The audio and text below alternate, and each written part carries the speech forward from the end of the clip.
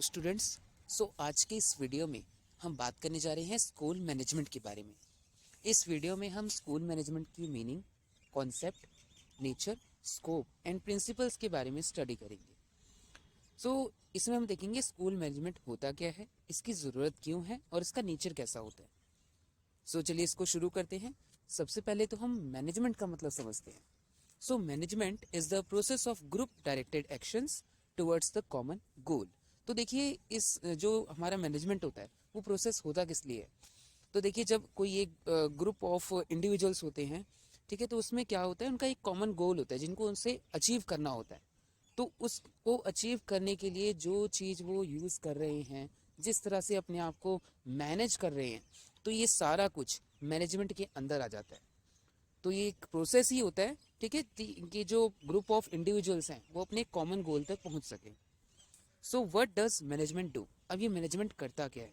Do things better and in organized way. तो ये कोई भी जो मैनेजमेंट का प्रोसेस है, जब कोई भी काम इसमें होता है, तो जो सारा कुछ क्या होता है, सिस्टमेटिक वे में होता है, ठीक है, और ताकि जो चीज़ें हैं वो अच्छे से हो सके और ऑर्गेनाइज्ड वे में हो सके, and make sure the optimum utilization of the limited resources. और जो हमारे पास रिसोर्सेज अवेलेबल हैं, चाहे वो ह्यूमन हो, चाहे वो मटेरियल हो, किसी भी तरह के रिसोर्सेज की बात हो, उनको हम एक ऑप्टिमम यूटिलाइजेशन करें, अच्छे से यूज करें। What is the process of management? तो मैनेजमेंट में ये जो प्रोसेस होता है वो किस तरह से है? Management process is based on the individual and collective decision making, keeping in view the goals of an organization. तो हम ऑर्गेनाइजेशन के जो गोल हैंगे उनको ध्यान में रखते हुए, ये क्या है, एक इंडिविजुअल और कलेक्टिव डिसीजन मेकिंग है, जिसमें हम कुछ डिसीजन लेते हैं, चाहे वो किसी की भी रिगार्डिंग हो। अब इसमें कुछ स्टेप्स हैं, जैसे कि planning, organizing, monitoring and controlling and evaluating. Concept of school management. तो अब मैनेजमेंट का कॉन्सेप्ट समझ लेते हैं स्कूल मैनेजमेंट के बारे में। मेनली हम बात करेंगे द स्कूल मैनेजमेंट की। सबसे पहले है टू हैंडल। कोई भी सिचुएशन होगी, कोई भी चीज़ होगी, उसको हैंडल करना, ये मैनेजमेंट के अंदर आता है। To control the things in a better way, मतलब कोई भी चीज़ हो, चाहे वो किसी भी तरह का रिसोर्सेस हो, कोई हम एक एक्टिविटी करा रहे हैं तो उसको कंट्रोल करना। To make and keep submissive and to organize, चीज़ों को ऑर्गेनाइज करना। टू अल्टर बाय मैनिपुलेशन, कुछ चेंजेस लाने की ज़रूरत है तो उसको भी करना। To carry out for a purpose, तो किसी भी, हम देखिए, जब भी कोई चीज़ हम करते हैं उसमें हमारा एक पर्पस होता है, एक गोल होता है जिसे हमें अचीव करना होता है।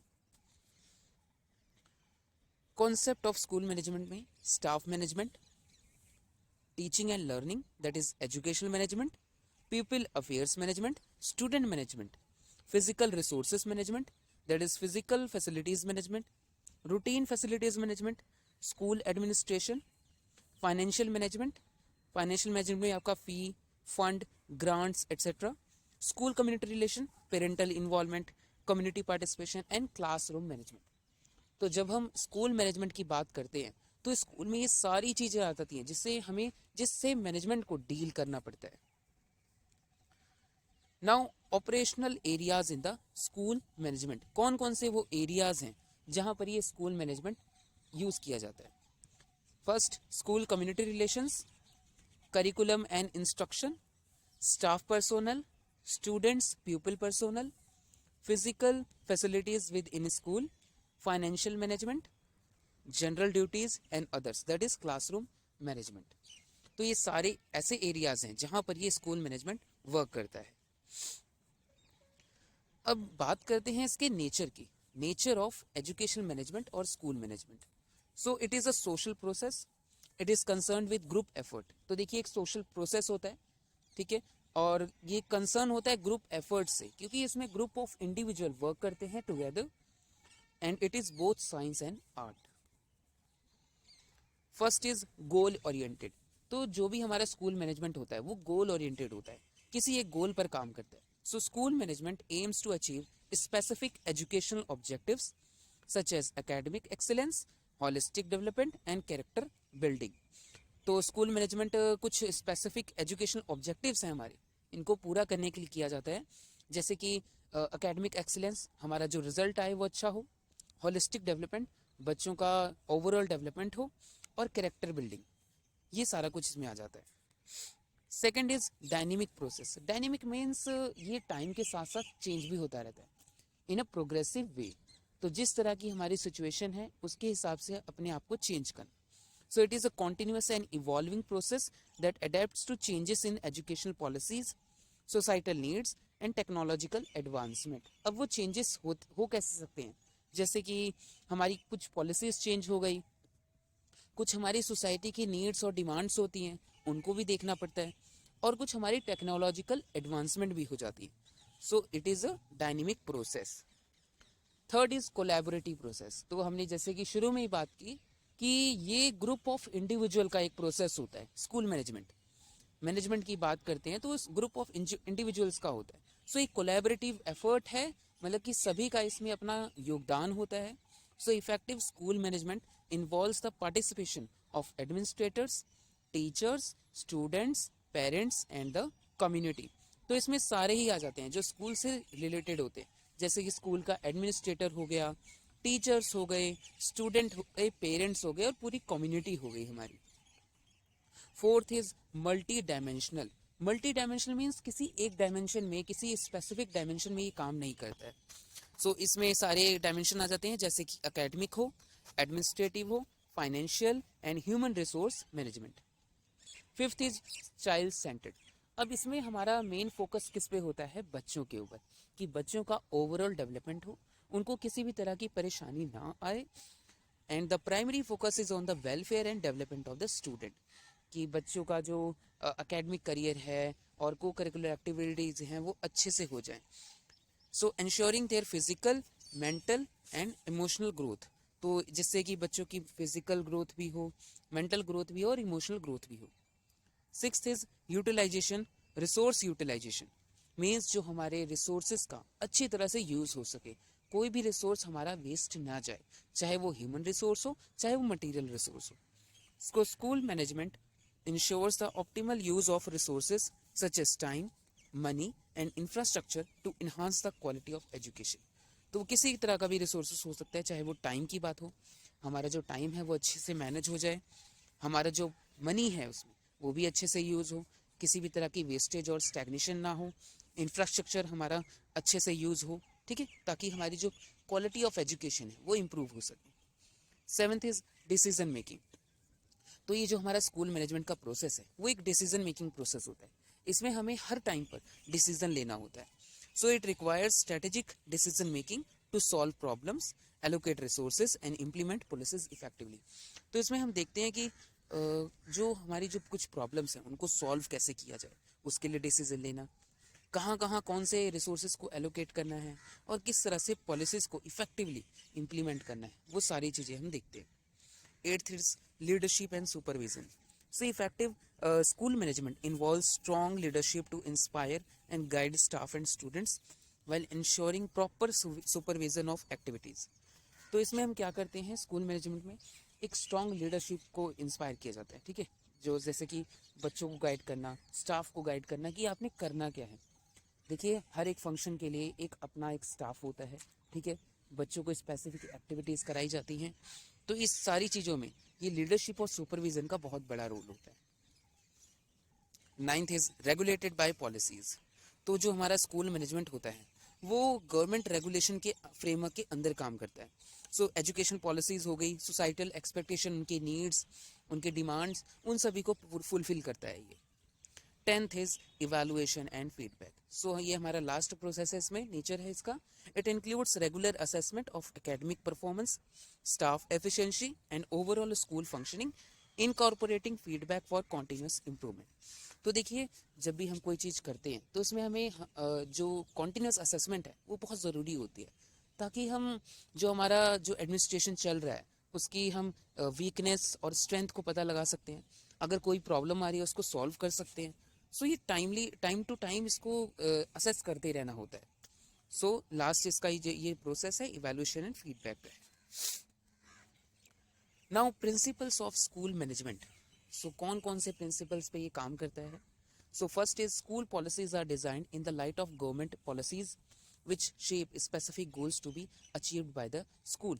अभी जो स्कूल की पॉलिसीज होती है वो किस तरह से डिज़ाइन की जाती हैं, हमारी गवर्नमेंटल पॉलिसीज़ के हिसाब से, और उन्हीं के हिसाब से हम अपने गोल्स को सेट करते हैं कि जो स्कूल को अचीव करने होते हैं। Reinforce and motivate the administrative body to boost the task efficiency and of the subordinates। तो दूसरा इसमें हमारा काम क्या होता है कि जो हमारा एडमिनिस्ट्रेटिव बॉडी है उसको रीइंफोर्स करना और मोटिवेट करते रहना, ताकि उसकी जो उनकी जो एफिशिएंसी है, टास्क एफिशिएंसी है, वो ज़्यादा इंक्रीज हो सके। Make personal funds opinion rewards and punishment democratically to direct the school towards united and harmonious direction.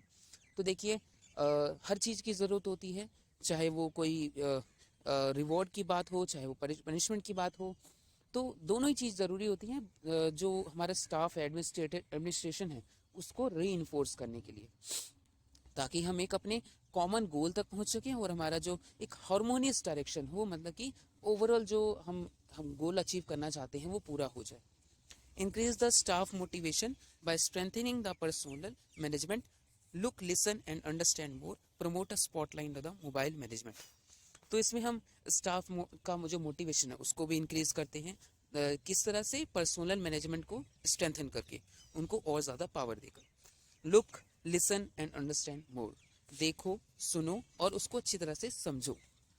So emphasize delicate campus planning, improve working environment and inspire employees professional spirit. तो इसमें हमारा काम क्या होता है, एक तो कैंपस प्लानिंग, जो भी हमारा स्कूल है उसमें क्या क्या किस तरह से किया जाएगा उसकी प्लानिंग करना, हमारा जो वर्किंग इन्वायरमेंट है उसको और ज़्यादा इम्प्रूव करना, एंड जो हमारी प्रोफेशनल एम्प्लॉयज़ की प्रोफेशनल स्पिरिट है उसको इंस्पायर करना। 6 is encourage in service teacher education to improve teaching methods and counseling skills। तो जो हमारे टीचर्स जो अभी भी स्कूल्स में वर्क कर रहे हैं, जो जिनके हम इन सर्विस टीचर्स बोलते हैं, उनकी जो टीचिंग मेथड्स है और काउंसलिंग स्किल्स है उसको भी इम्प्रूव करना। To respect and serve rather than manage, तो मैनेज करने के साथ साथ उनको रिस्पेक्ट भी करना, उनको सर्व भी करना। Focus on teachers sense of honour and responsibility, teachers को उनकी रिस्पॉन्सिबिलिटी के बारे में जानना। Focus on research experimentation innovation and teaching profession, तो हमारा फोकस किस पे होता है, रिसर्च पर भी होता है, कुछ एक्सपेरिमेंट्स पर भी होता है, इनोवेशन हो, नई चीज़ें आए, नई टेक्निक्स आए, और teaching profession. Enhance teaching equipment and make good use of social resources, so हमारे जो टीचिंग इक्विपमेंट्स हैं उनको भी इन्हांस करना, सोशल रिसोर्सेज को अच्छे से यूज़ करना। Incorporate the 5 main themes of education and teach students in accordance with the aptitude to maximize their talent। So हमारे जो themes हैं of education हैं, ठीक है, उनको भी ज़्यादा incorporate करना हमारे मैनेजमेंट में। Focus on the planning and delivery of special education services, तो प्लानिंग पे फोकस करना और जो हमारी स्पेशल एजुकेशन सर्विसेज है उनको भी डिलीवर करना। Strengthen life education, moral education and traffic safety education. Develop good relationship with communities, और कम्युनिटीज़ के साथ अच्छे रिलेशनशिप बनाए रखना। Now scope of education school management. So school management includes the following activities under the scope. So scope होता है कि कहाँ कहाँ ये वर्क करता है। So planning of all activities and programmes of the school in the beginning of the session admission. तो सबसे पहले तो जो हमने स्कूल में एक्टिविटीज़ करानी है, प्रोग्राम्स कराने हैं, उसको सेशन एडमिशन के टाइम पे ही प्लान कर लेना। Second, distribution of academic and co curricular activities among staff members keeping in view their interest abilities and experience. तो देखिए जो हमारे स्टाफ मेंबर्स हैं उनकी इंटरेस्ट, एबिलिटीज़ और एक्सपीरियंस को ध्यान में रखते हुए उनको एकेडमिक और को करिकुलर एक्टिविटीज़ को डिस्ट्रीब्यूट करना। Preparation of budget for the year indicating receipts and proposed expenditure on different heads। तो जब सब कुछ हो जाएगा तो उसका बजट भी तैयार करना कि हमने कितना इसमें इसको इस स्पेसिफिक एरिया को कितना फंड एलोकेट करना है। So fourth is preparation of time table, जो हर एक क्लास है हमारे स्कूल में उसका टाइम टेबल प्रिपेयर करना। Provision of staff, provision of equipment and furniture purchase repair, मतलब कि जो हमारे इक्विपमेंट्स हैं और फर्नीचर है कि कौन कौन से फर्नीचर हमने परचेज़ करने हैं और रिपेयर करने हैं। Provision of books for school library purchase and maintenance, तो हमारी जो स्कूल लाइब्रेरी है उसमें भी बुक्स को मैनेज करना, और कौन सी हमें न्यू बुक्स चाहिए उनको भी ऐड अप करना, मेंटेनेंस की ज़रूरत है उसको भी देखना। Organization of academic work ensuring completion of course in time, और इस तरह से हम सारी चीज़ों को ऑर्गेनाइज करेंगे जिस तरह से हमारा जो कोर्स है वो टाइम से अपना कंप्लीट हो जाए एक लिमिटेड टाइम में। Organization of co curricular activities, regular class supervision means time to time उसको असेस करते रहना, maintenance of records and registers, plan and obtaining grounds. तो जो हमारे रिकॉर्ड्स और रजिस्टर्स होते हैं जैसे कि बच्चों की अटेंडेंस हो गई, बच्चों की फ़ीस कलेक्शन हो गई, और हमने किस एक्टिविटीज़ पे कितना फोकस करना है, बच्चों के जो रिकॉर्ड्स हो गए उन सभी को मैनेज करना। Conduct of exams, half yearly, annual and board exam. तो जो हमारे FA assessment, formative assessment, summative assessment आ जाते हैं, तो इसी के अंदर इन सबको मैनेज करना होता है। Promotion of students to next higher class, तो किन बच्चों को आगे प्रमोट किया जाना चाहिए उसकी भी मैनेजमेंट करना। कौन से हमारे क्राइटेरियाज होंगे। मेंटेनेंस ऑफ डिसिप्लिन, डिसिप्लिन बनाए रखना। Maintenance of play fields, hostel administration, coordinating the work of teachers, evaluating the progress, time to time उसको चेक करते रहना।